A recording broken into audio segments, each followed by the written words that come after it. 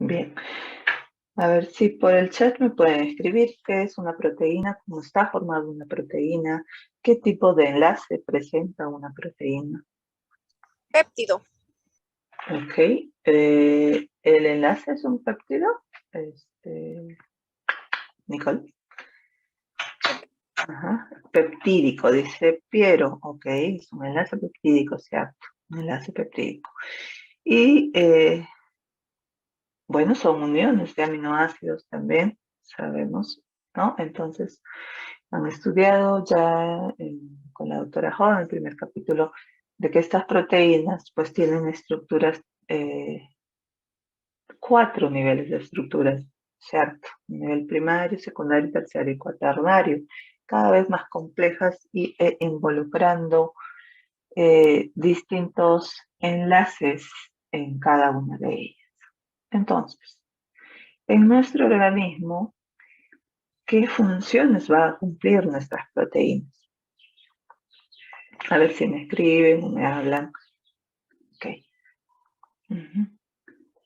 ¿Qué funciones cumplen las proteínas? Ajá, Piero dice de transporte, correcto, ¿no? De transporte. Hemos visto en lípidos, por ejemplo, para el transporte de ácidos grasos. Vamos a hablar esta semana de la bilirrubina, transporte de bilirrubina, etc. Dayana dice de inmunidad, correcto, ¿no? Como defensa, después inmunoglobulinas son proteínas, así que nos van a dar inmunidad. Estructural, Jorge dice inmunológico, enzimático, correcto, estructural como el colágeno o enzimático, ¿no? Que ustedes han hecho el primer capítulo ya de enzimas. Muy bien, entonces yo requiero de proteínas o consumir estas proteínas justamente por esa importancia, por esa función que estas van a realizar dentro de mi organismo. Bueno, hay muchos más, ¿no? Detoxificación, por ejemplo, y también puede ser obtener energía de estas si es que el organismo lo requiere, aunque no es la función principal de una proteína. Yo no consumo proteínas con ese fin. El fin es resintetizar todas estas proteínas que cumplen las funciones mencionadas en nuestro organismo. Para eso voy a consumir proteínas. Pero es importante también mencionar de que nuestras proteínas cambian constantemente en el organismo. Hablamos de un recambio de proteínas, ¿no? Nuestras proteínas endógenas, todas estas que hemos mencionado que cumplen estas funciones, cumplen un tiempo de vida media. Y cuando cumplen ese tiempo de vida media, van a tener que catabolizarse para volver a sintetizarse. Hablamos ahí de un recambio de proteínas. Entonces yo consumo mi proteína justamente para eso. Y se dice que consumimos proteínas en un rango entre 50 a 100 gramos de proteína. Eso hace más o menos entre 0,7 a 0,8 a 1 gramo por kilogramo según las recomendaciones dietarias. Y debo consumir de esta proteína en nuestra dieta. Pero fíjense de que muchas veces consumimos hasta más, ¿no? Miren, si tomamos 1 gramo, por decir, por kilogramo, y una persona pesa 70 kilos, ¿no? Una persona adulta, 70 kilos hacen 70 gramos de proteína que estaría consumiendo. O sea, entre este rango, entre 50 y 100. Pero, como les decía, pues a veces consumimos hasta de más, ¿no? Si sacamos la cuenta en todo el día de proteínas, estoy consumiendo más. Ya en una presa de pollo nada más serán unos 100 gramos, que hay que quitar el hueso, que la grasa, que el pellejo, que sí, ¿no? Ahí ya reduce, digamos que he reducido a 70 gramos, 50 gramos ya. Tengo que sumar la presa que de repente también comí en la cena, tengo que sumar la leche que consumí en el desayuno o el huevito que consumí en el desayuno y más todas las proteínas vegetales que probablemente también he consumido en almuerzo y cena. Entonces, como que vamos sumando y al final puedo tener un poco más o puedo estar consumiendo mucho más proteína de lo que necesito en realidad. Y esa proteína que yo consumo en la misma cantidad tiene que ser excretada o catabolizada. La misma que yo he consumido, la misma cantidad debo excretar. Y en realidad lo que excreto no es el aminoácido en sí, porque esa proteína sabemos que se digiere y se liberan los aminoácidos.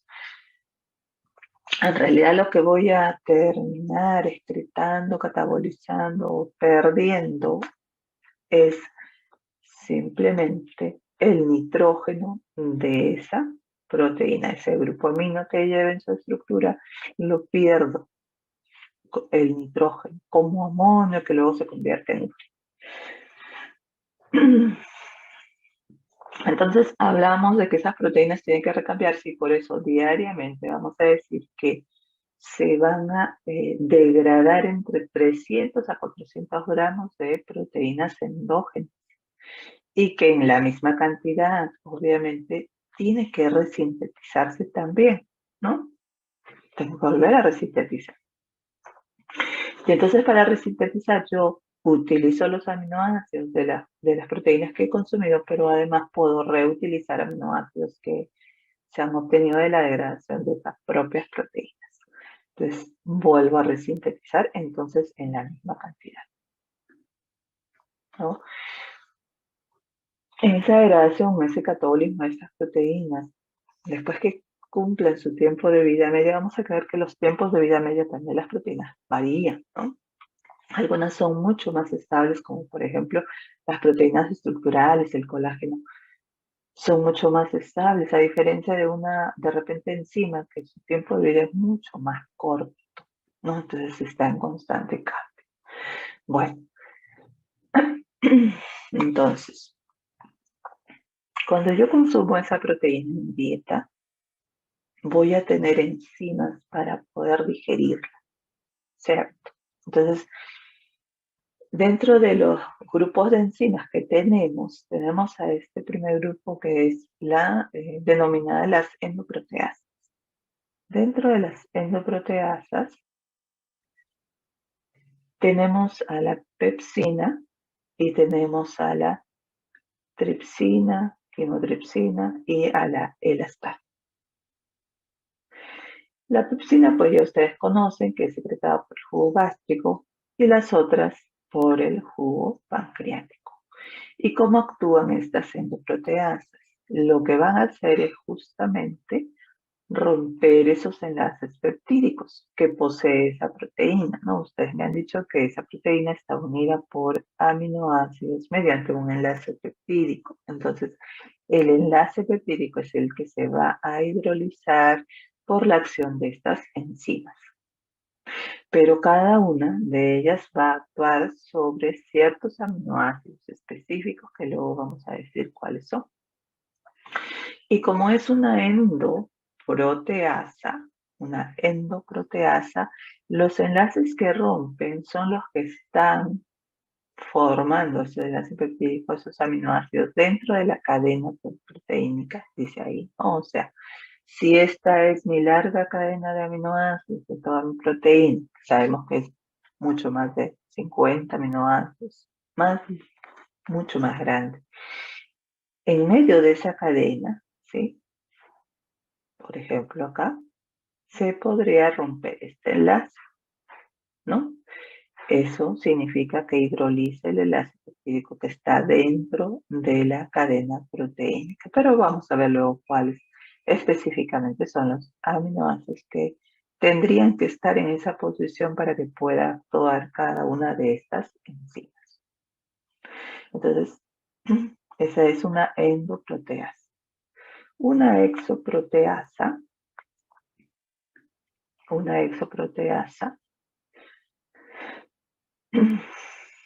ya actúan liberando aminoácidos, hidrolizando enlaces que se encuentran por los extremos, denominado extremo carboxilo-terminal.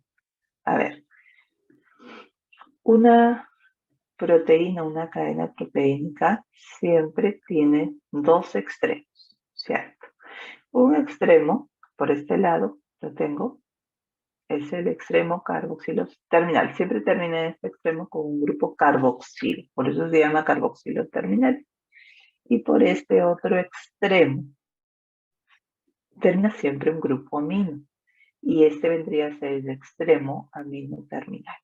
Entonces, lo que va a hacer esta exoproteasa es liberar el aminoácido que está en este extremo. O sea, va a romper o a hidrolizar este enlace peptídico que se ha formado entre dos aminoácidos o un aminoácido específico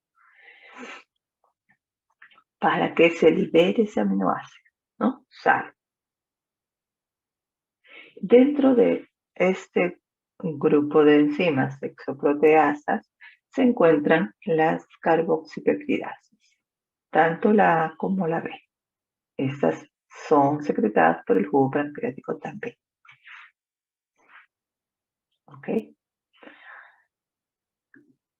Bien. Luego tenemos a las aminopeptidasas. Si son aminopeptidasas,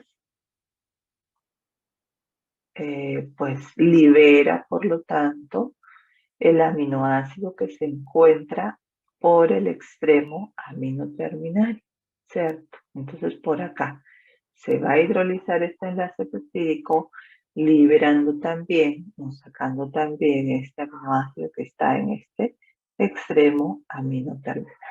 Las aminopeptidadas sí son secretadas por las células de la mucosa intestinal. Ahí en el borde del cepillo es donde van a tener su acción. Bien. Además, tenemos otras dos enzimas denominadas dipeptidasas y tripeptidasas. Estas enzimas son liberadas en el borde del cepillo de las células de la mucosa intestinal y, pues por su nombre, ya sabemos que van a hidrolizar dipéptidos y tripéptidos que no sean sustratos, dice, para las aminopeptidasas ni para las carboxipeptidasas. ¿Ok? Entonces, vamos a ver luego cuáles son esos aminoácidos que pueden atacar cada una de estas enzimas. Entonces, empezamos con la digestión de las proteínas y tenemos que decir que, a diferencia de los carbohidratos, las proteínas, su digestión empieza en el estómago, ¿no? En los carbohidratos sabemos que la digestión empieza en la boca, ¿no? Con la amilasa salival. En este caso, la digestión de las proteínas inicia en el estómago. Y en el estómago sabemos que la enzima que se secreta es la pepsina. Esta que hemos dicho que rompe enlaces peptídicos que se encuentran dentro de la cadena de la proteína, ¿no? Por lo tanto, voy a decir que la pepsina va a hidrolizar parcialmente a la proteína, ¿no? De esa cadena larga se rompió en el centro, entonces la cadena se acortó, ya es más corta, ya se forman polipéptidos, ya no sería una proteína. Entonces, inicia con la pepsina. El proceso culmina, dice, en el intestino. En el intestino sabemos que van a ser secretadas enzimas pancreáticas y también por las células del intestino, formando ya estructuras mucho más pequeñas. Al final yo voy a tener estructuras bajo la forma de tripéptidos, bajo la forma de dipéptidos o aminoácidos libres, que bajo estas formas sí pueden ser absorbidas, sí pueden ingresar al enterocito. Y bueno, ahí finalmente esos dipéptidos tendrá que hidrolizarse con las dipeptidasas o tripeptidasas para poder tener libre todos los aminoácidos, ¿no? Este es un esquema general de lo que hemos dicho. La digestión empieza acá en el estómago con la acción de la pepsina, decíamos, ¿no? Y ya el alimento que es, la proteína que ya está mucho más corta, ¿no? Bajo la forma de péptidos, polipéptidos, les mencionaba, avanza ese alimento y se encuentra con las enzimas que secreta el jugo pancreático bajo su forma inactiva, que luego se tienen que activar para poder actuar y liberar más aminoácidos o acortar mucho más esas estructuras. También las aminopeptidasas actuarán. Finalmente, luego a dipéptidos, tripéptidos y aminoácidos que ingresan a la célula, al enterocito, y ahí finalmente se liberan todos los aminoácidos.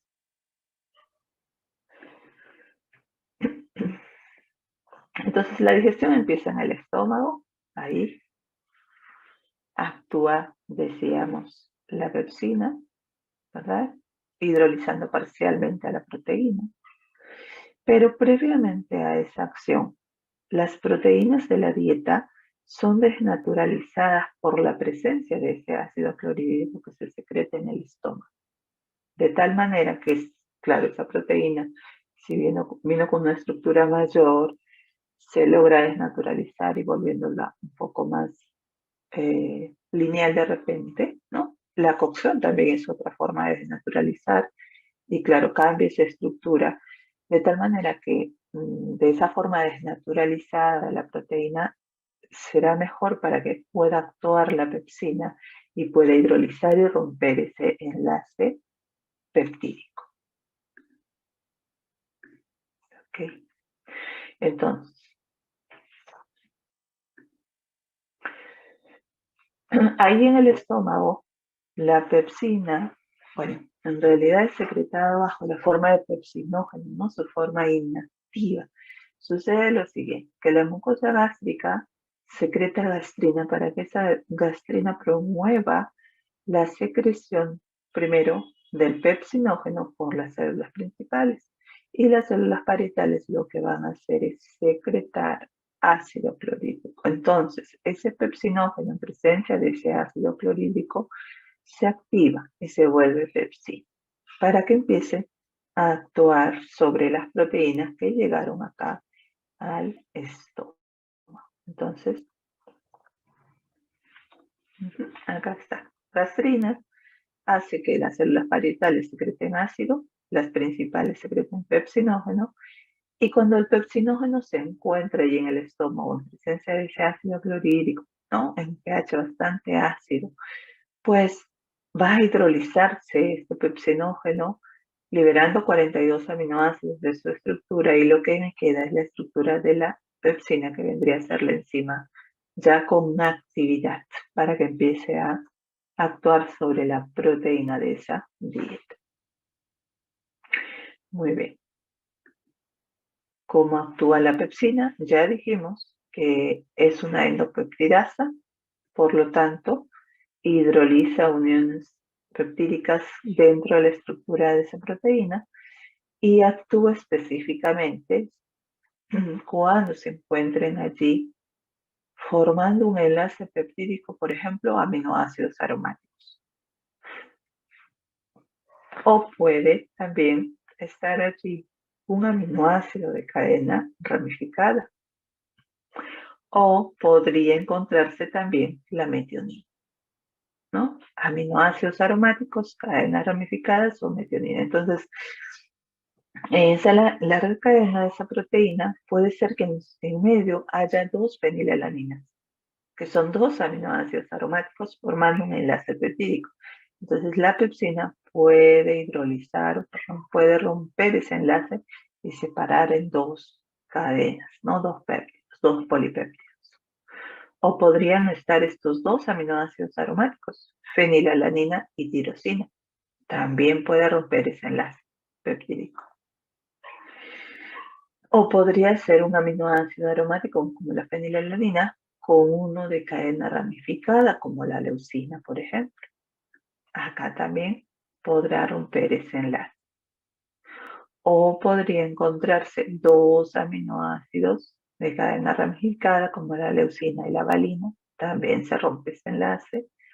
O isoleucina y metionina. Metionina dijimos, isoleucina también aminoácido de cadena ramificada. Y ahí está. Se hidroliza ese enlace peptídico y se libera también dos péptidos. Muy bien. Ya terminó esa digestión en el estómago.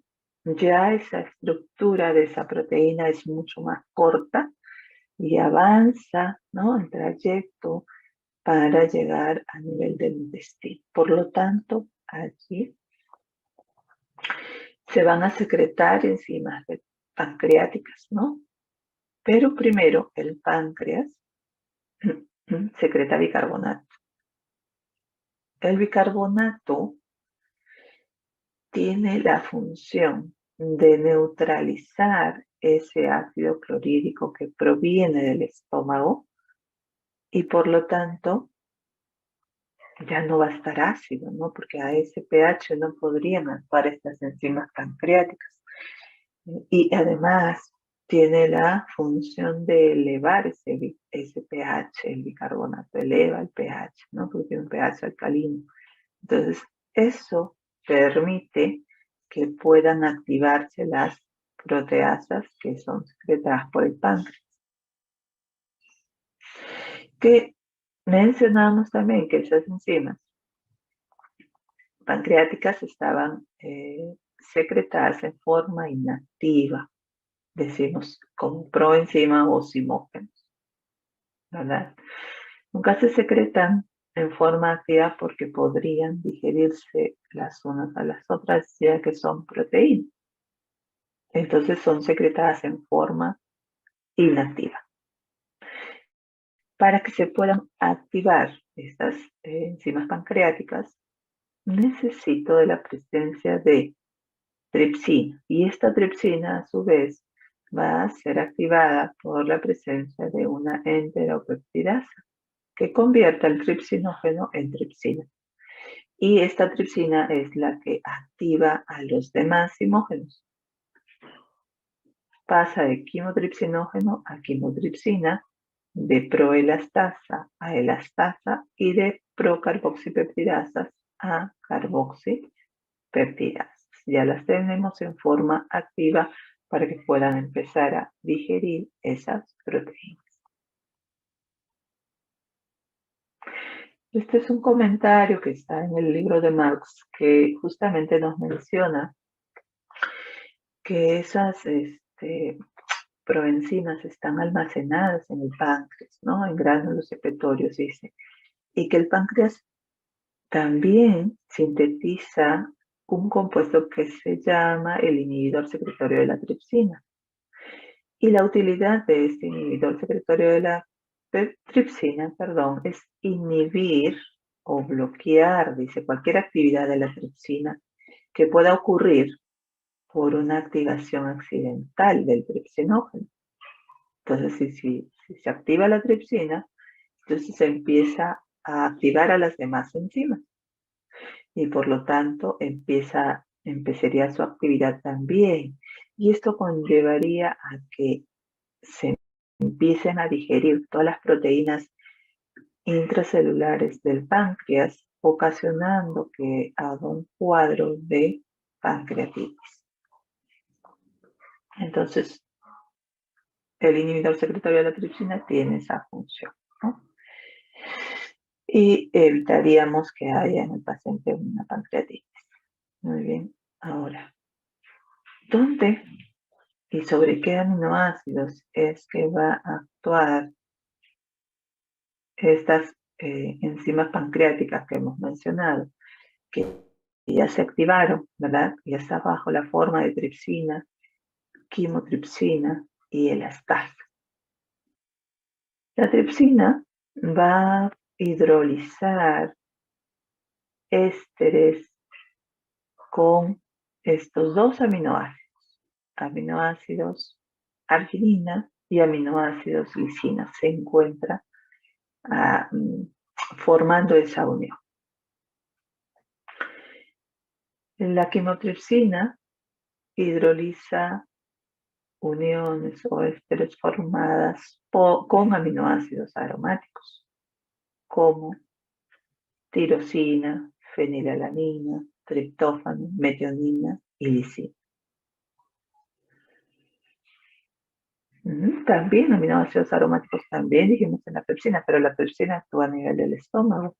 En este caso, estas ya van a actuar más adelante en el intestino cuando son secretadas por el páncreas y también son endopeptidasas, también rompen dentro de la estructura de esa cadena polipeptídica, ¿no? Porque ya están mucho más cortas.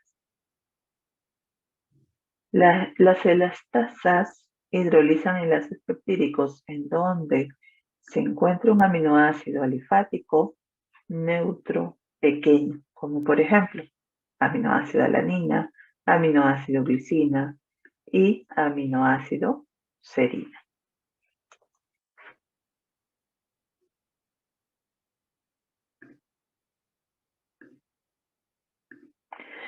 Muy bien.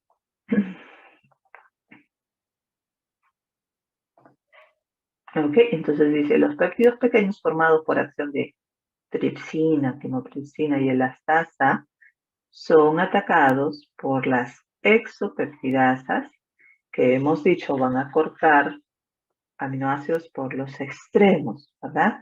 Por los extremos. Entonces ahí necesitamos de la actividad de las carboxipeptidasas, que previamente debe ser activada por acción de la tripsina, ¿no? De procarboxipeptidasas, dijimos, pasa a carboxipeptidasas. Dentro de estas habíamos mencionado que existen dos. Las carboxipeptidasas A, que van a actuar sobre aminoácidos aromáticos también, sobre entonces fenilalanina, tirosina y triptófano, que son aminoácidos aromáticos. Pero acá la diferencia es que al ser una carboxipeptidasa, actúan por los extremos, ¿verdad? A actuar sobre aminoácidos aromáticos, pero que extrae en el extremo carboxilo terminal. Por ahí va a hidrolizar ese enlace y va a liberar ese aminoácido. También tenemos a las carboxipeptidasas B. Las carboxipeptidasas B van a actuar más bien sobre aminoácidos básicos. Los aminoácidos básicos son glicina y arginina, que tienen un grupo amino en ese radical, en ese de ese aminoácido. En cambio, estos son ácidos porque tienen un grupo carboxilo en ese radical. Perdón, estos son aromáticos. Una confusión. Los básicos, a diferencia de los ácidos son los que tienen en el R un grupo carboxilo, NCR.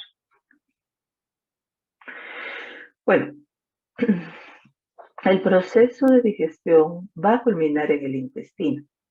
Allí en el intestino va a haber participación también de exopeptidasas, pero que son producidas por las células del epitelio intestinal y actúan en el borde en cepillo de la célula. En este caso, las exopeptidasas vendrían a ser las aminopeptidasas,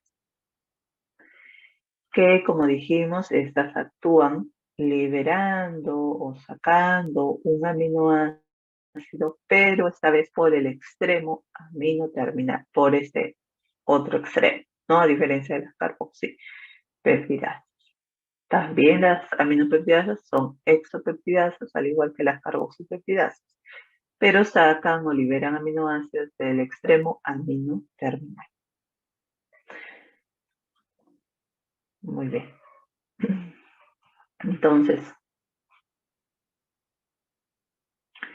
ya bajo la forma de tripéptidos o dipéptidos, estas estructuras dijimos de que pueden ingresar dentro del enterocito. Entonces, en el enterocito van a existir dipeptidasas y tripeptidasas para que puedan liberar finalmente todos los aminoácidos. Las dipeptidasas entonces van a actuar sobre los dipéptidos y las tripeptidasas sobre los tripéptidos. Finalmente se deben liberar todos esos aminoácidos.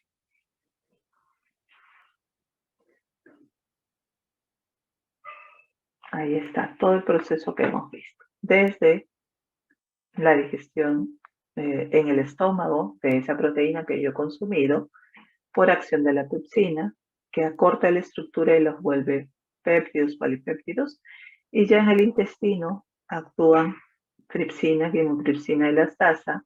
También son endopeptidasas, decíamos, acorta mucho más la estructura de ese polipéptido para que las carboxipeptidasas actúen sobre esas estructuras más cortas, sacando aminoácidos ya del extremo carboxiterminal. Más adelante, las aminopeptidasas hidrolizan enlaces del extremo aminoterminal. Finalmente, como dipéptidos, tripéptidos y aminoácidos, entran al enterocito para que termine la digestión las lipidasas, tripeptidasas y se liberen finalmente todos los aminoácidos. Luego esos aminoácidos tienen que ser absorbidos, ¿no? Se absorben en el humo intestinal a través de sistemas secundarios, que para que ingresen esos aminoácidos entonces al enterocito necesitan de un transporte activo dependiente de sodio. El sodio ingresa conjuntamente con el aminoácido, pero hay un grupo menor en que utiliza una difusión facilitada y puede ingresar también. Una vez que ingresó el sodio a través de la bomba sodio-potasio, que un sodio va a salir y un potasio ingresa a la célula.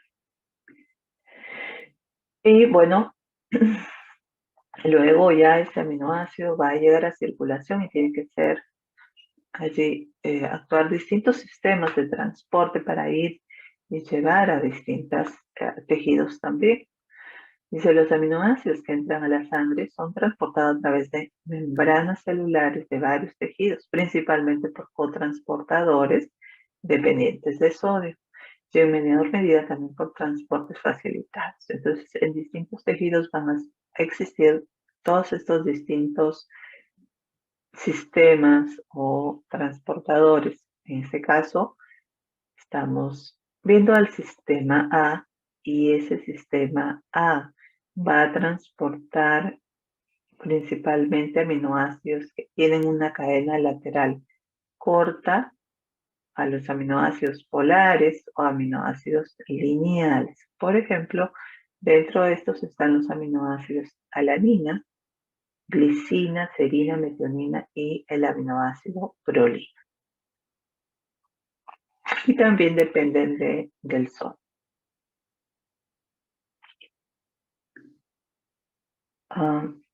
Ese es el sistema. Hay otro sistema denominado ASC, ASC de la sigla de estos aminoácidos neutros, que son A de alanina, S de serina y C de cisteína. También son dependientes de sodio. El sistema X carga negativa transporta aminoácidos ácidos como el glutamato y el aspartato, ¿no? Que tienen un grupo carboxilo. El sistema Y con carga positiva transporta aminoácidos básicos, lisina y arginina, ya habíamos mencionado, también dependientes de sodio.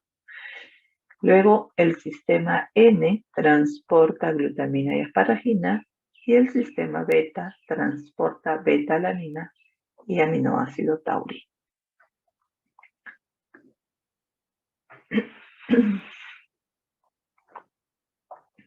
Esta es una lista, un cuadro que está en el libro de Marx, en el cual está enlistado todos los sistemas que acabamos de mencionar, pero además hay otros, ¿no? Habíamos mencionado el sistema A y los aminoácidos que transporta. Y bueno, los tejidos que están involucrados son varios tejidos con este tipo de sistema. El sistema ASC, ¿no? Que transporta, dijimos, alanina, serina y cisteína, también lo vamos a observar en muchos tejidos, diversos tejidos. El N, el sistema N, sí, lo vamos a observar en hígado y membrana basolateral renal. El sistema L, hay un sistema L también que no depende de sodio y transporta aminoácidos aromáticos y aminoácidos ramificados. Muchos tejidos también están involucrados con este tipo de sistema. Estos dos no lo hemos mencionado, B sub 0 con carga positiva y B sub 0, bueno, elevada a la 0, ¿no? El primero transporta aminoácidos básicos y este tipo de sistema lo vamos a ver en el intestino, en el borde del cepillo y en los riñones. Y el sistema B sub 0 transporta aminoácidos suiteriónicos, o sea, aminoácidos neutros, monoamino y monocarboxílicos, también involucrados en el intestino y en el riñón. El de carga negativa, sí lo habíamos mencionado, que transporta aminoácidos aniónicos, también intestino y riñones, al igual que el sistema imino, que sí no lo habíamos mencionado, que transporta prolina, hidroxiprolina y glicina. Entonces, en estos diversos sistemas de transporte de aminoácidos, van a haber también ciertos defectos que van a estar involucrados con algunas enfermedades, ¿no? En este caso, el síndrome de mala absorción provoca esta enfermedad, la enfermedad de Hartmann, en el cual pues hay un defecto del transporte de aminoácidos neutros, que habíamos dicho era el sistema B sub 0, ¿ok? Que este tipo de sistema lo veíamos en el intestino y también a nivel renal, ¿no? En este tipo de sistema dijimos que transporta aminoácidos neutros, monoamino y monocarboxílicos, en el cual pues incluyen aminoácidos esenciales como por ejemplo isoleucina, aminoácido leucina, fenilalanina, treonina, triptófano y valina. Ya sabemos que si son aminoácidos esenciales, pues tengo que adquirirlos. A la alimentación yo no los voy a poder sintetizar dentro de mi organismo. Y encima va a haber una falla en este defecto de transporte de estos aminoácidos. Pero también están involucrados aminoácidos no esenciales acá, como alanina, serina y tirosina. Pero estos sí los puedo sintetizar dentro de mi organismo. Entonces, el problema es justamente con los aminoácidos esenciales. Que haya una deficiencia de este aminoácido triptófano, por ejemplo, causa una enfermedad que se llama peladra. Probablemente lo hayan visto en vitaminas. Cuando hablaron de vitaminas, no sé si lo hicieron con la doctora Ho. Y esta peladra causa erupción fotosensible, ataxia y síntomas neuropsiquiátricos. Esto es justamente por la deficiencia del aminoácido triptófano, que es el precursor del NAD y el NADP. Al igual que si hablaron de vitaminas, deben haber hablado sobre la deficiencia de niacina, que también causa peladra. La deficiencia de niacina, la niacina pues también es precursor del NAD y del NADP.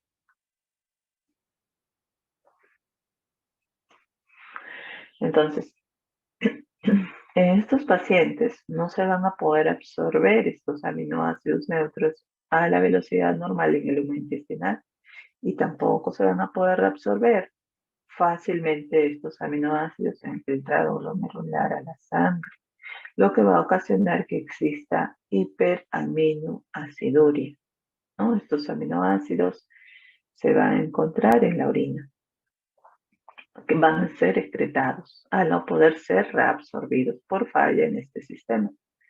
Entonces, dentro del tratamiento que se puede dar, en realidad se va a tratar los síntomas que se pueden producir por el problema de la peladra que se va a presentar en estos pacientes por la deficiencia del triptófano. Entonces se podría administrar niacina, ¿no? Que es el otro precursor del NAT y del NAT-P, y las recomendaciones son de 300 miligramos al día de la niacina. Entonces se va a poder dar tratamiento para estos problemas de erupción, ataxia y manifestación neuropsiquiátrica que hemos dicho va a presentar la pelagra, pero no va a resolver el problema de hiperaminoaciduria, eso va a continuar, ¿no? Y también el defecto en el transporte intestinal de estos aminoácidos que va a persistir. También se recomienda una dieta rica en proteínas para estos pacientes. El otro problema del síndrome de mala absorción de estas proteínas o de estos aminoácidos vendría a ser esta otra enfermedad, la cistinuria. Esta cistinuria se produce por un defecto en el sistema de transporte de su cero carga positiva, que decíamos, transporta aminoácidos básicos, ¿no? A través del intestino y a través también del riñón. Acá el problema es que estos pacientes tienen un defecto genéticamente determinado para el transporte de este aminoácido cistina y también de aminoácidos básicos como lisina, arginina y ornitina. Entonces, como dice acá,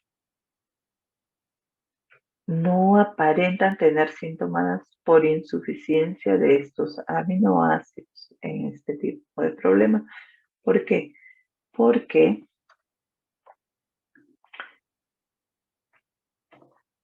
el aminoácido cisteína, este es oxidado en sangre y orina para producir disulfuro de cisteína, así que no habría problema, pero también en este sistema están involucrados aminoácidos no esenciales como el aminoácido arginina. Y ese aminoácido arginina en realidad yo lo voy a poder sintetizar dentro de mi organismo. Entonces no vamos a observar deficiencias en este caso, ni tampoco de la ornitina, porque este también puede sintetizarse dentro de mi organismo. También en el ciclo de la urea y hay otra forma de síntesis también. El problema acá en este síndrome de mala absorción, la cistinuria, es que los pacientes, al formar esta cistina, pueden, y al ser insoluble esta cistina, puede formar cálculos renales y alojarse en el uréter, causando hemorragias geniturinarias y dolor agudo intenso, ¿no? Un cólico renal. Entonces, este vendría a ser el mayor problema. Muy bien, entonces todos esos aminoácidos que ya vimos han sido transportados, primero digeridos y luego transportados con todos los sistemas de transporte que hemos mencionado, van a llegar a distintos lugares. Por ejemplo, en el intestino, en el riñón, generalmente va glutamina y va asparagina. Aminoácidos de cadena ramificada generalmente los toma el músculo y el cerebro. Y bueno, la mayor parte de aminoácidos termina en el hígado. Y en el hígado, ¿por qué? Voy a utilizarlos para poder sintetizar proteínas. A ver, va a suceder dos distintas situaciones si es que el paciente está en un estado de buena alimentación o si el paciente está en un estado de ayuno con la utilización de estos aminoácidos. Si una persona está en un estado de buena alimentación, un estado postprandial, y está consumiendo proteínas en su dieta normalmente, ¿cierto? Entonces ya hemos visto cómo esas proteínas han sido digeridas y se han liberado sus aminoácidos. Entonces los aminoácidos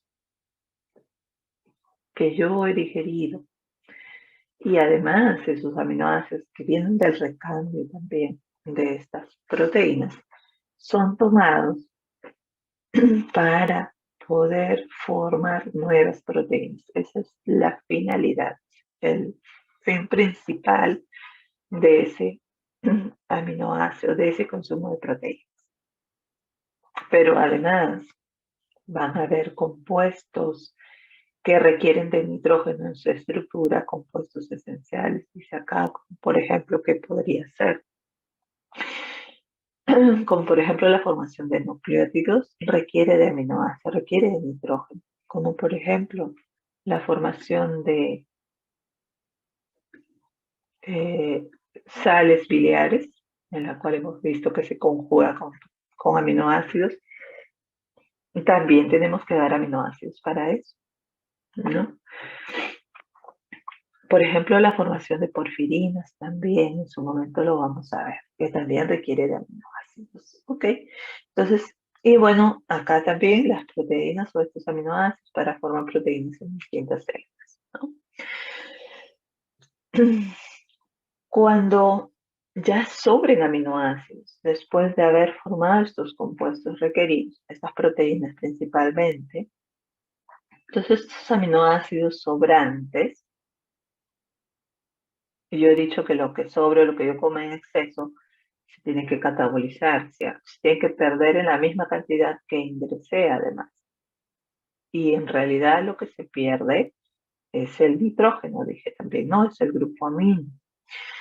Bueno, entonces, pero queda la parte del esqueleto carbonado.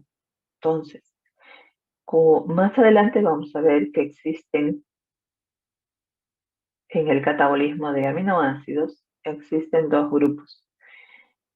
Los aminoácidos que se llaman glucogénicos y los aminoácidos que se denominan cetogénicos. Un aminoácido denominado glucogénico se cataboliza, y acá el aminoácido sobrante se empieza a catabolizar y llega a formar intermediarios del ciclo de Krebs. Y eso, por lo tanto, me conlleva a poder formar moléculas de glucosa. Entonces, acá hemos dado buena alimentación. Con esa cadena carbonada, con ese esqueleto carbonado, yo terminaré formando glucosa. Y como tengo suficiente energía, esa glucosa puede ir a almacenarse como glucógeno. Porque no lo necesito oxidar, porque ya tengo suficiente cantidad de energía y no necesito usar esa glucosa como fuente de energía. Además, cuando digo que existen aminoácidos cetogénicos, esos aminoácidos cetogénicos terminan formando moléculas de acetil-CoA. Y esas moléculas de acetil-CoA yo los puedo tomar para ir a sintetizar ácidos grasos o para ir a formar también cuerpos cetónicos. Como este es un estado de buena alimentación, yo no necesito cuerpos cetónicos porque por ahí obtendría para obtener más energía, pero tengo suficiente. Entonces lo que toma es esta otra vía en la cual esa molécula de acetil-CoA la voy a utilizar para sintetizar ácidos grasos. Ya hemos hecho la clase de lípidos y vimos que para sintetizar ácidos grasos yo requiero de acetil para formar malonil-CoA y finalmente alargar la estructura de ese ácido graso, ¿no?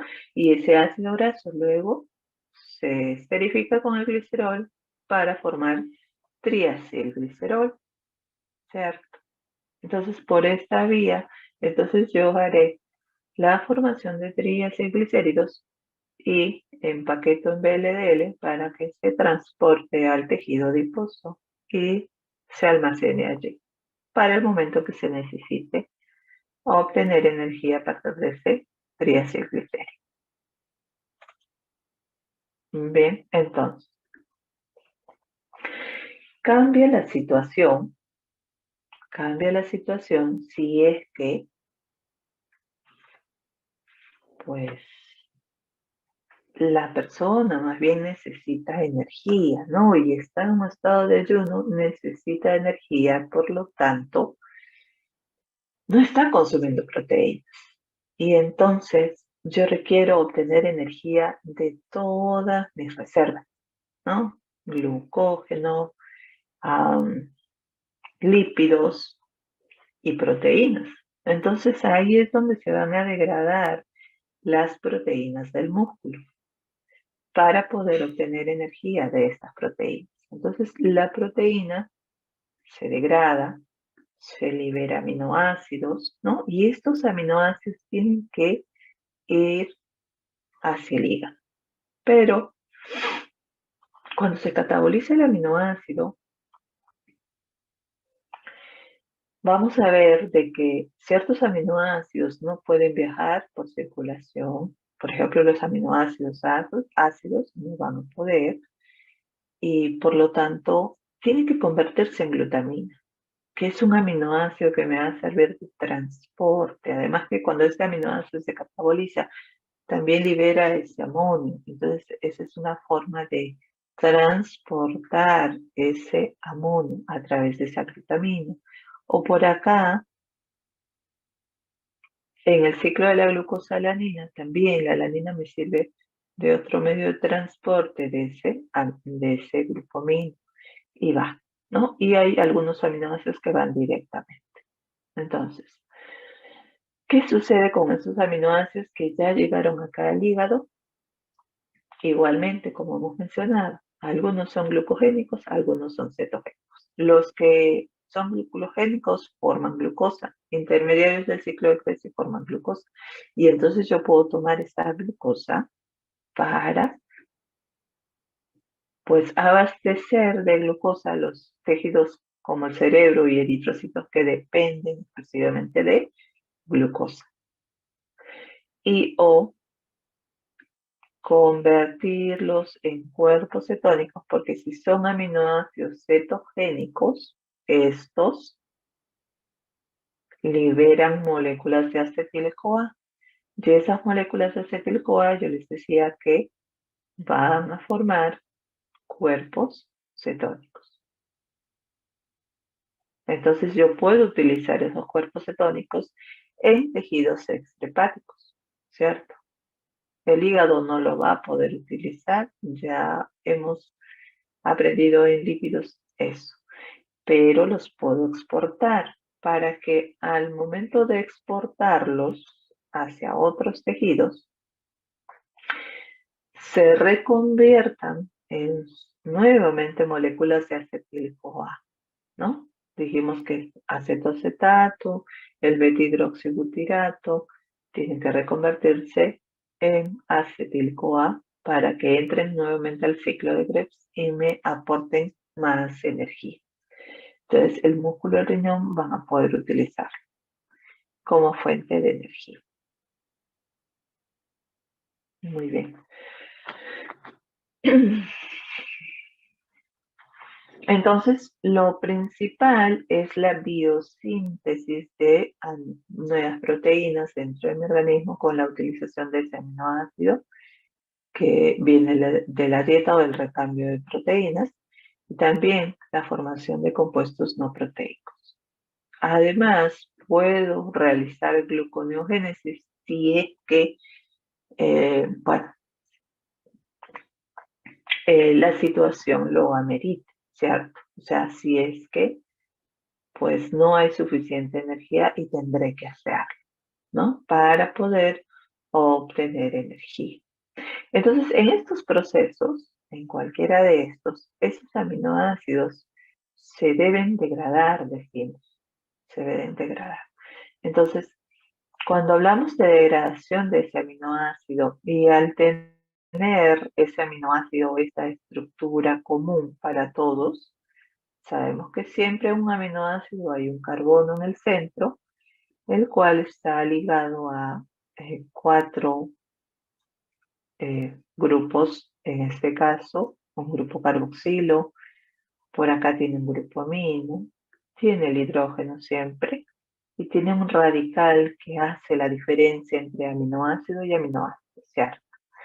Entonces, cuando hablamos de que el aminoácido se tiene que degradar, vamos a ver que por un lado se va a perder este grupo amino, va a salir, y que por otro lado, pues la parte de la cadena carbonatada también tiene que degradarse, o sea, toda esa parte también se tiene que convertir en otros compuestos. Y yo dije que lo único que se va a perder de ese aminoácido que ingresó de mi dieta es el grupo amino. Ese es el único que se pierde finalmente en la misma cantidad que ingresa a mi organismo, ¿no? La parte carbonatada termina transformándose en otros compuestos. Para que pueda perderse ese grupo amino, para la pérdida de ese grupo amino, yo o nuestro organismo va a realizar distintas reacciones. Dentro de las reacciones que va a realizar, tenemos las primeras reacciones, que son las reacciones de transaminación, para luego realizar reacción de desaminación oxidativa. Y en esa reacción de desaminación oxidativa finalmente se pierde ese grupo amino. Y también reacciones de desaminación no oxidativa, para también perder ese grupo amino. Entonces, estas son las reacciones en general que vamos a ver para estos aminoácidos, ¿no? La primera habíamos mencionado que es las reacciones de transaminación, que vendría a ser esta parte.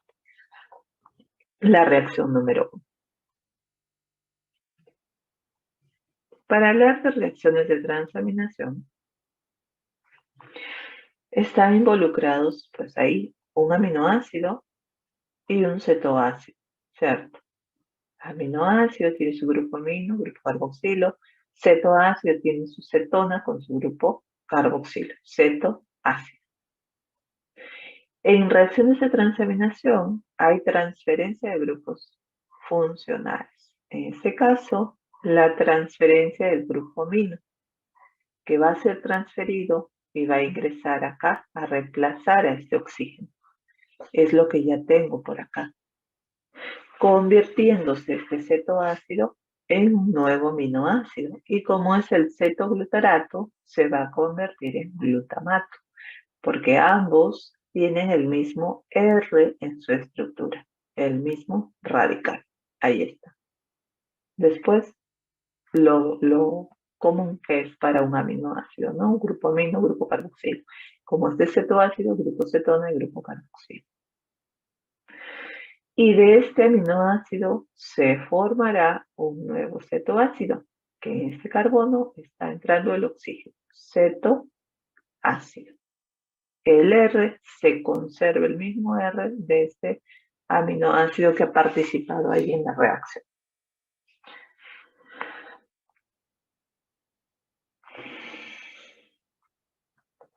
Pero con esta reacción de transaminación, yo no estoy, prácticamente es como que no veo que se haya perdido el grupo amino, solamente lo está pasando y llevando un nuevo aminoácido. Generalmente en estas reacciones participa el alfa-cetoglutarato como cetoácido. Fíjense, acá está el cetoácido, cetoglutarato, y termina formando glutamato. Y es justamente ese glutamato que debería viajar hacia el hígado para que ya libere ese grupo amino, ¿no? Que está llevando ahí de un aminoácido previo. El problema es que el glutamato, al ser un aminoácido ácido, ¿no? Porque este R tiene un grupo carboxilo, es ácido, acidificaría el pH de la sangre. Por eso es que no puede viajar libremente por circulación. Y se agencia de la glutamina, otro aminoácido, para poder transportar ese grupo amino. finalmente. A ver, vamos a ver. Bueno, ¿qué va a suceder luego? Luego que ya se formó el glutamato, entonces va a suceder esta segunda reacción. En esta segunda reacción, estamos hablando de pérdida del grupo amino, ¿cierto? Entonces, en esta segunda reacción, ya va a perder ese grupo amino finalmente, este glutamato. Entonces hace esta reacción que se llama desaminación oxidativa. Desaminación oxidativa, en la cual está involucrada esta enzima glutamato deshidrogenasa. ¿Qué hace esta glutamato deshidrogenasa? Desamina, ¿no? Es lo que dice el nombre de la reacción. Desamina, o sea, va a sacar este grupo amino y va a salir bajo la forma de ion amonio. Pero además se va a oxidar, porque es una desaminación oxidativa, se va a oxidar este carbono a una cetona. Se oxidó. Entonces, ya este glutamato está perdiendo ese grupo amino, está sacando y liberándolo como amonio. Pero estos iones amonio tampoco pueden estar libremente y viajar por circulación, porque pueden llegar al cerebro y pueden causar neurotoxicidad también. Por ello es que necesito formar glutamina. Con estos iones amonio y con una molécula de glutamato es que voy a terminar formando glutamina. Y entonces se da esta reacción número 3, en la cual los iones amonio que se liberaron, ¿no? Que quedaron libres acá, los estoy utilizando para que con una molécula de glutamato, que además viene de traer grupos aminos de otros aminoácidos, por reacción de transaminación, pues voy a unir los dos para formar aminoácido glutamina, mediante esta enzima, glutamina sintetasa, la cual requiere de ATP. ¿Qué está pasando? Fíjense de que el R del glutamato con el R de la glutamina difieren en que en vez del grupo carboxilo ya entró ahí ese grupo amino y ese es el que va a entrar de este ion amonio.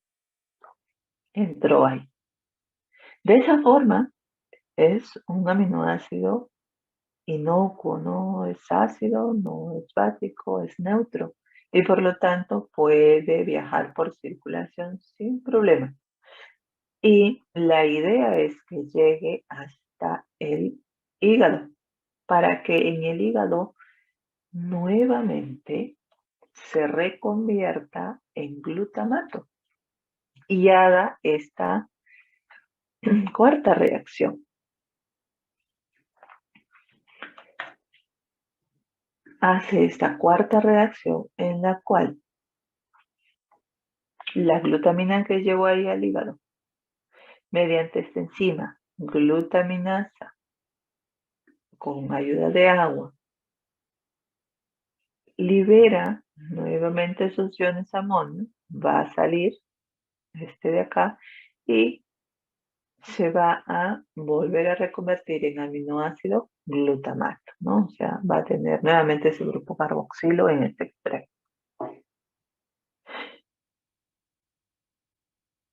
Y además, vamos a ver en su momento que ese glutamato puede seguir liberando allí ya en el hígado, ya puede liberar este grupo amino que lleva, ¿no? Como amoníaco. O sea, prácticamente hace otra vez una desaminación oxidativa, pero en el hígado. En el hígado. ¿Por qué en el hígado? Porque vamos a ver la siguiente clase que en el hígado se va a dar la formación de la molécula de la urea, porque este ion amonio liberado allí tiene que entrar al ciclo de la urea para convertirse en una molécula de urea. Bueno, hablemos un poco más sobre estas reacciones de transaminación que hemos visto. Siempre en una reacción de transaminación está involucrado, hemos dicho, un aminoácido y siempre un cetoácido. Y se intercambian los grupos funcionales, ¿no? Este grupo amino pasa a este carbono, y fíjense acá, ya lo tengo, y se ha formado un nuevo aminoácido a partir de este cetoácido que siempre se conserva el radical, es el mismo. Y en ese carbono del glutamato ha ingresado este oxígeno, ha ingresado allí, se ha convertido en un cetoácido, el cetoglutarato. El cetoglutarato tiene el mismo R, les decía, que el aminoácido glutamato, por eso son interconvertibles. Del glutamato forma cetoglutarato y de cetoglutarato forma glutamato. Estas reacciones de transaminación es posible gracias a las enzimas denominadas aminotransferasas o transaminasas. Así se llaman las enzimas, las cuales dependen para que puedan trabajar del piridoxal fosfato, derivado de la vitamina B6. Estas enzimas pueden encontrarse tanto en el citosol como en las mitocondrias.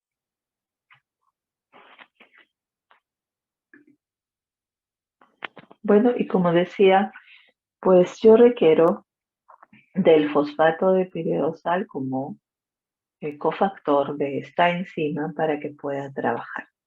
Entonces, cuando actúa el fosfato de piridoxal, vamos a ver que se va a formar una base de Sheff cuando se une al aminoácido. En este caso, fíjense que por acá, en este oxígeno ha entrado el grupo amino de este aminoácido, de un aminoácido que está haciendo reacción de transaminación. Y que, bueno, justamente se une ahí para luego dejar este grupo amino, este nitrógeno, ¿no? Ahí está dejándolo. Luego sale como cetoácido. Bueno, ahora lo vamos a entender mejor. Y entonces me queda esta forma de piridoxamina. Ya este fosfato de piridoxal que era inicialmente ya se convierte en piridoxamina. Está llevando ese grupo amino para darle al cetoácido que participa en esa reacción de transaminación y se convierte en un nuevo aminoácido. A ver, si no lo hemos entendido acá, vamos a ver en esta lámina que involucra ahí todo el proceso. Voy a ampliar para que lo puedan ver mejor. Ahí está. Y empieza así, acá. Cuando ese fosfato de piridoxal está unido a la enzima. Ahí, por uno de sus aminoácidos de esa enzima, pues está uniéndose al fosfato de piridoxal entre su nitrógeno y el carbono del fosfato de piridoxal formando un doble enlace. Ahí empieza. Y entonces llega el primer aminoácido que participa en esa reacción de transaminación para desplazar a la enzima y unirse con el fosfato de piridoxal a través de este nitrógeno. Ahí están unidos. Entonces, se ha formado una base de Sheff, decimos, ¿no? Entre el aminoácido y el fosfato de piridoxal, para que luego este doble enlace cambie, ¿no? Pase acá entre este carbono y el nitrógeno, ¿ok? Va a pasar allí. De tal manera que luego con una molécula de agua es que, pues, se va a liberar toda esta parte del esqueleto carbonado con el oxígeno del agua y va a salir como un cetoácido nuevo que se ha formado, que tiene el mismo R, obviamente, que este aminoácido, ¿no? Tiene el mismo radical. Y los hidrógenos de la molécula del agua han entrado a unirse con ese nitrógeno. Ahí entonces me queda el grupo amino en este extremo. Esta es la piridoxamina fosfato que les mencionaba antes, ¿no? Que va a quedarse ese grupo amino para que lo pase a otro cetoácido. Entonces, acá viene el otro cetoácido que está participando en la reacción de transaminación. Este cetoácido, entonces se va a unir acá. Va a salir una molécula de agua, del oxígeno de este cetoácido, más los hidrógenos de este grupo amino de la piridoxamina. Sale como agua y se une este carbono con este nitrógeno y se está formando allí el doble enlace, ¿no? Se forma la base de Schiff, decíamos, para que luego,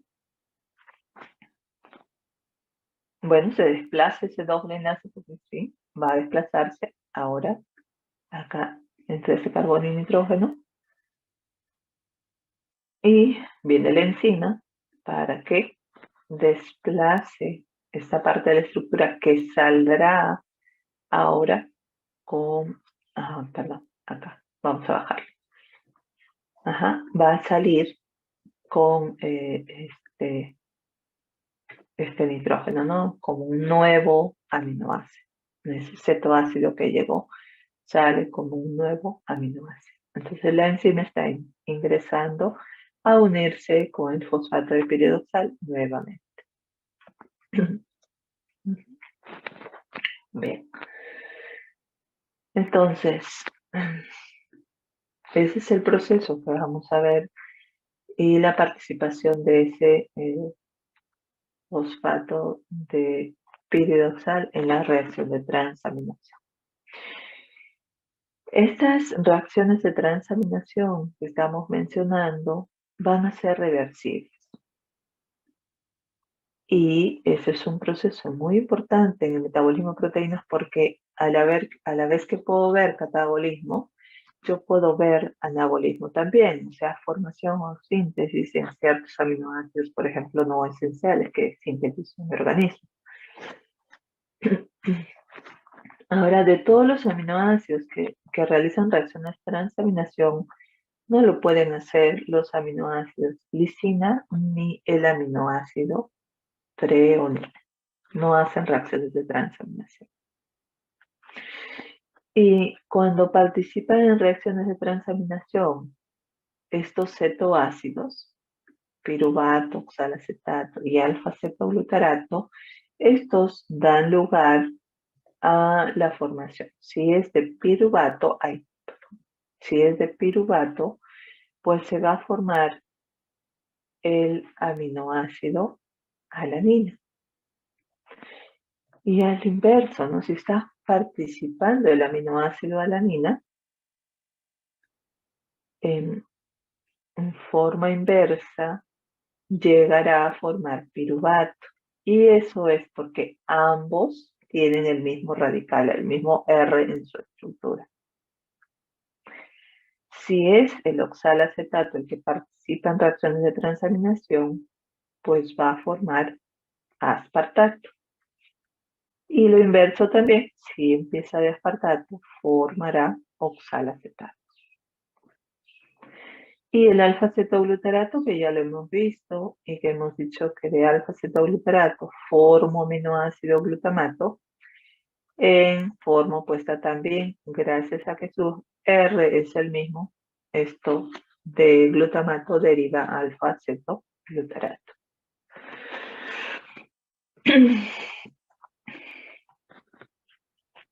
Muy bien, hay dos enzimas también de interés clínico que son la glutamicoxalacético-transaminasa o también OGOT, ¿no? O también llamada aspartato aminotransferasa. Importante en infarto al miocardio, ya que cuando sucede esto van a aumentar sus concentraciones y van a ser liberadas al torrente sanguíneo para dosarlas y detectarlas que están en aumento. O también puede suceder lo mismo cuando hay una hepatitis con necrosis principalmente. O también la otra enzima vendría a ser la glutámico-pirúvico transaminasa o GPT o alanina aminotransferasa. Aunque es importante en problemas hepáticos, ¿no? Como colestasis, hepatitis tóxica o virales, también van a aumentar en problemas cardíacos. Y esas son las dos reacciones en las cuales vemos la participación de estas enzimas. Hablamos de la glutámico pirúvico o alanina aminotransferasa. las enzimas que catalizan esta reacción entre alanina y alfa-cetoglutarato para formar piruvato y aminoácido glutamato. O a la inversa, ¿no? Yo sé que alanina me da piruvato y yo sé que piruvato me puede dar alanina en forma inversa también. Y alfa-cetoglutarato con el glutamato son par interconvertibles, así que en forma inversa voy a tener lo mismo. La GOT también, o aspartato aminotransferasa, en la cual participa el aspartato con alfa-cetoglutarato. De aspartato yo obtengo oxalacetato, eso mencionamos antes, porque justamente el R del aspartato, que es este, es el mismo R del oxalacetato. Y ya sabemos que alfa-cetoglutarato con glutamato también son interconvertibles. Este cetoácido tiene el mismo radical que el glutamato. Y lo mismo sucede con la alanina. La alanina, que tiene como radical el CH3, es el mismo del piruvato. Lo único que cambia es el grupo funcional cetona para el piruvato, amino para la alanina, ¿no?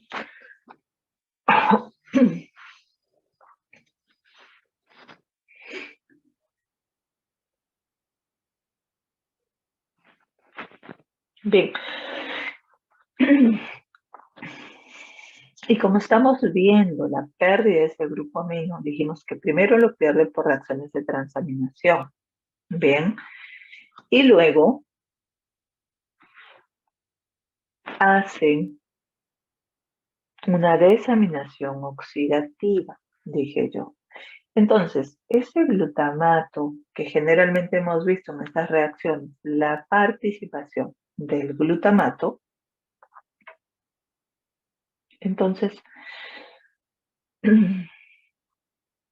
ese glutamato que está llevando, como dice acá, grupos aminos provenientes de reacciones anteriores descritas, ¿no? De aminoácidos previos, deben ingresar a la mitocondria para que ahí en la mitocondria terminen de perder ese grupo amino. Y esto a través de esta reacción de desaminación oxidativa. Entonces ahora ya es la forma de perder definitivamente ese grupo amino.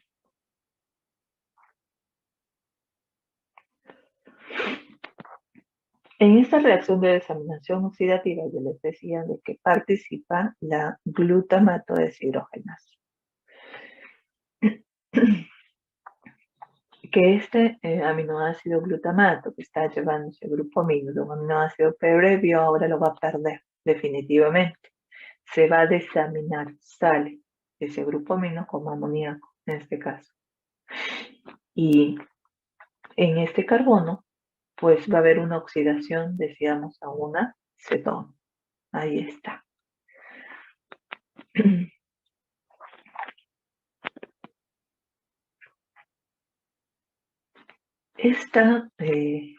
Sobre esta enzima va a haber una regulación dependiendo del nivel de energía que tenga el organismo del paciente.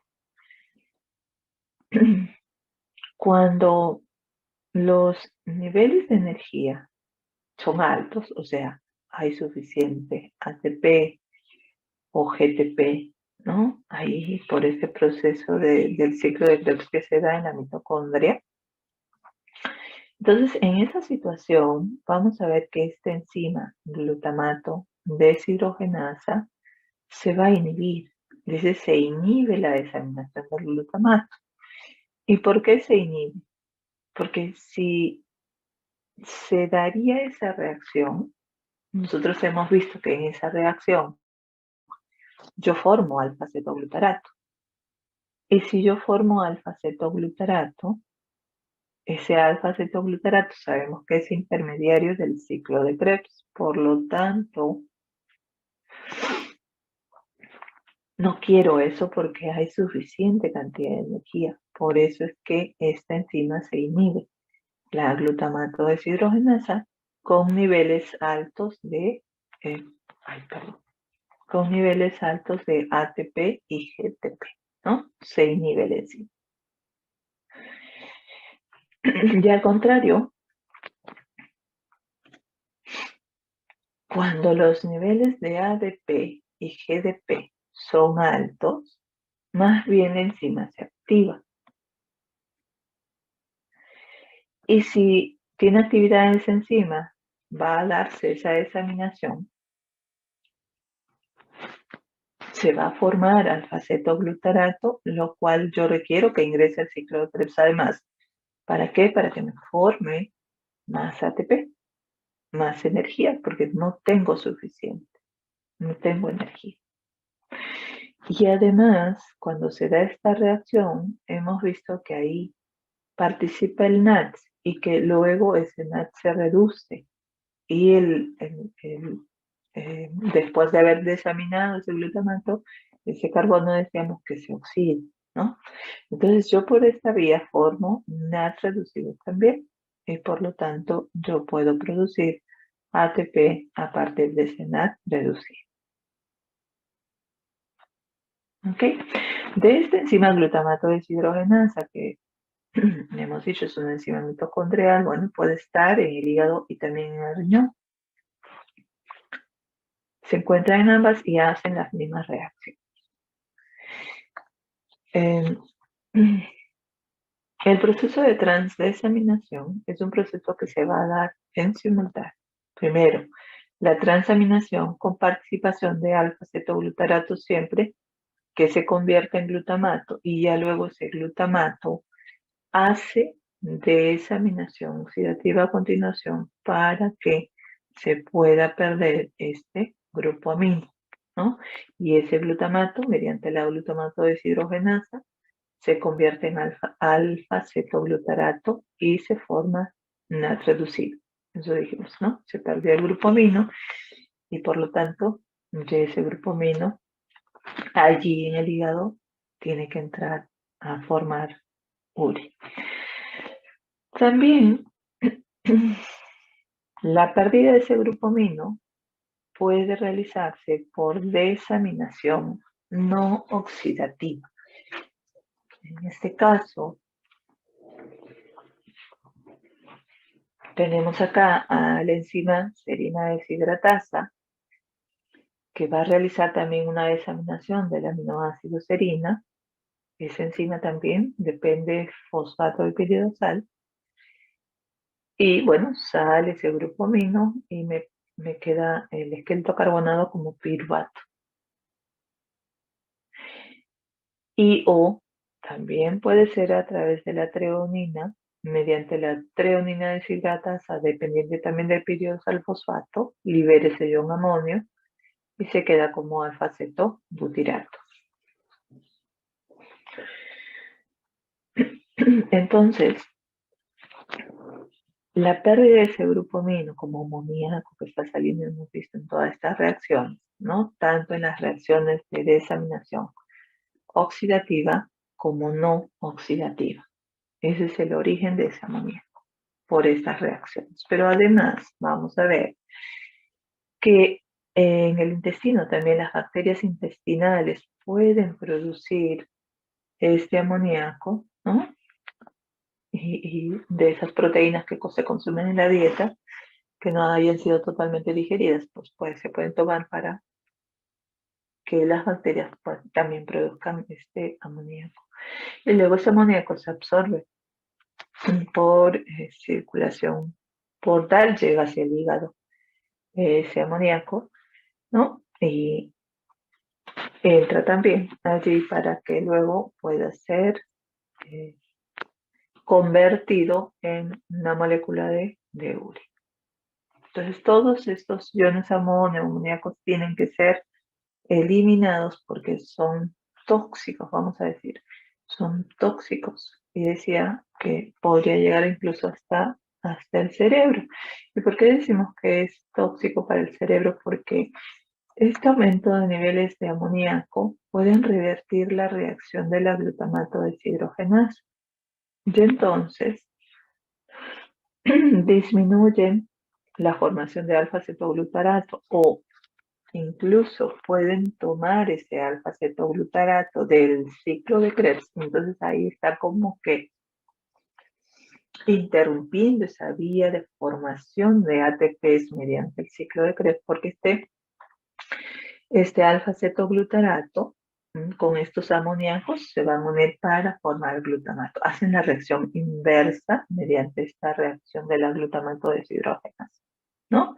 Normalmente lo veíamos la glutamato de glutamato a alfa-cetoglutarato para liberar ese amonio, pero ya la liberación de este ion amonio es tan alta de que empieza a tomar ese alfa-cetoglutarato de ese ciclo de Krebs para ir a formar o hacer la reacción inversa. Y entonces la formación de ATP va a estar afectada a nivel cerebral porque está interrumpida ese ciclo de Krebs, ¿no? Entonces por eso decimos que va a ser tóxico. Los niveles normales que pueden encontrarse de amonio en sangre están entre 5 a 10 micromoles de amonio o amoníaco. Ya un valor superior va o puede causar neurotoxicidad porque podría llegar al cerebro. Bueno, dice acá, además del amoníaco formado en los tejidos, una cantidad considerable también las arterias intestinales. Decía, pueden producir este amoníaco por las proteínas que se consumen en la dieta, ¿no? Luego ese amoníaco se absorbe por sangre portal, dijimos que llega hacia el hígado, y el hígado normalmente debe eliminar ese amoníaco, ¿no? De la sangre portal, de manera que la sangre periférica esté libre de esta. Pues, como sabemos, es tóxico para el sistema nervioso central, ¿no? Puede causar temblor, visión borrosa en casos más graves, incluso coma y muerte en el paciente.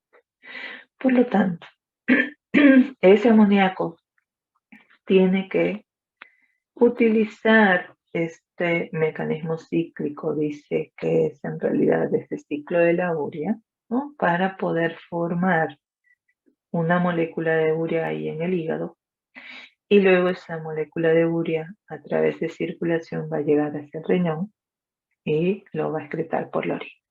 Esa urea ya viaja normalmente por sangre porque no, ya como urea no es tóxico, ¿no? A diferencia de ese amoníaco. Bien, entonces, hemos visto en resumen el día de hoy que de las proteínas que yo consumo en el día normalmente, en esas proteínas de la dieta que está en aproximadamente 50 a 100 gramos al día, decíamos, ¿no? Entre 0,7 a 1 gramo por kilogramo de peso, las recomendaciones dietarias. Se han digerido, se han absorbido y yo tengo un pool de aminoácidos. Igualmente, de nuestras proteínas endógenas, que he dicho que tienen que estar recambiándose al cumplir ese tiempo de vida media, alrededor de 300 a 400 gramos al día de esas proteínas endógenas. Estas proteínas se degradan y en esa degradación también pues hay formación o liberación de aminoácidos. Entonces entra a tener todo un pool de aminoácidos para poder yo tomar y volver a resintetizar proteínas con estos aminoácidos, tanto de la dieta y los que vienen de recambio. Entonces yo utilizo para sintetizar proteínas, utilizo para formar aminoácidos no esenciales en mi organismo, ¿no? De algunos aminoácidos se forman otros aminoácidos esenciales. También formo compuestos que tengan, decíamos, nitrógeno en su estructura y que no sean proteínas. Dentro de ellos, había mencionado a los nucleótidos, ¿no? A las purinas, las pirimidinas en realidad para formar nucleótidos. Y también están las porfirinas y también están los ácidos biliares que mencionaba. Y por otro lado, lo que sobre de aminoácidos, decía que lo que sobre tendrán que degradarse igualmente, ya no los voy a utilizar. Y entonces en la misma cantidad que ingresó de mi dieta, tiene que salir, tiene que ser eliminado. Y entonces en esa degradación hemos visto que hay una pérdida del grupo amino, ¿verdad? Por reacciones de transaminación o desaminaciones oxidativas o no oxidativas. Y por otro lado, la parte del esqueleto carbonato que también va a tener una forma de catabolismo o degradación. Entonces, en estas reacciones, tanto de degradación como de biosíntesis, yo voy a ver que están involucradas las reacciones de transaminación y de desaminación que hemos mencionado. La parte del esqueleto carbonado que estamos diciendo tiene que de todas maneras catabolizarse o degradarse ese aminoácido. Por un lado, vimos que la pérdida de amoníaco, y yo he mencionado que esto se tiene que convertir en urea para que se excrete a nivel renal, es lo que vamos a ver en la siguiente clase. ¿Cómo es que se pierde ese amoníaco? ¿Cómo es que se convirtió en urea? ¿Cómo es que se excreta finalmente?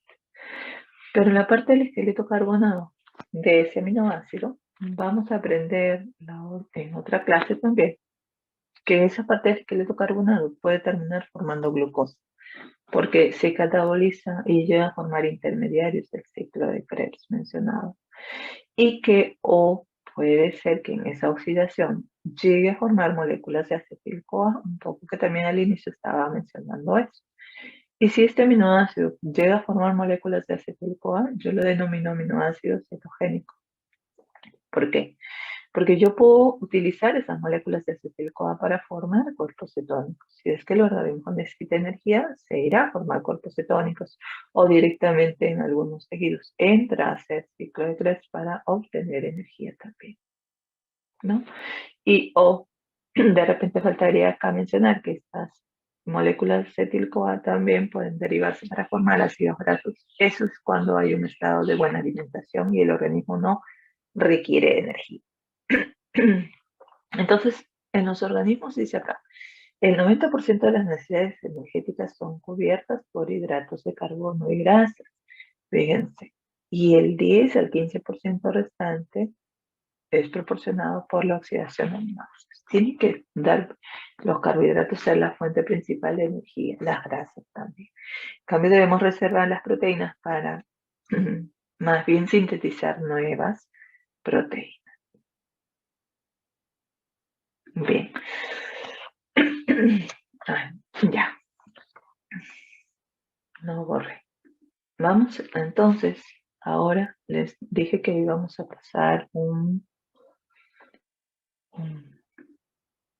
acá, un food, que íbamos a terminar temprano, que entonces vamos a hacer esto en este momento. Vamos a ver. Ok. Voy a compartir mi pantalla porque dejé de compartir. Ahí está. Ya. A ver. Traten de ingresar entonces.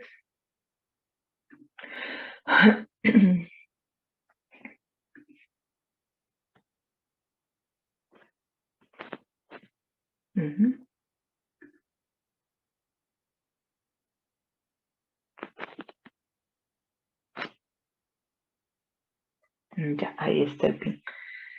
724-5587. Ingresen con su apellido primero, por favor. Apellido y nombre.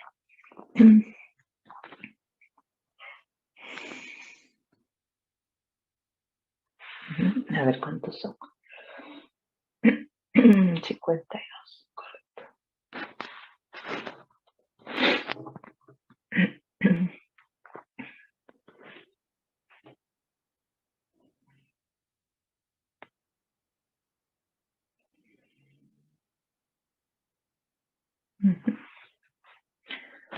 A ver, ahí 19 recién que se han unido.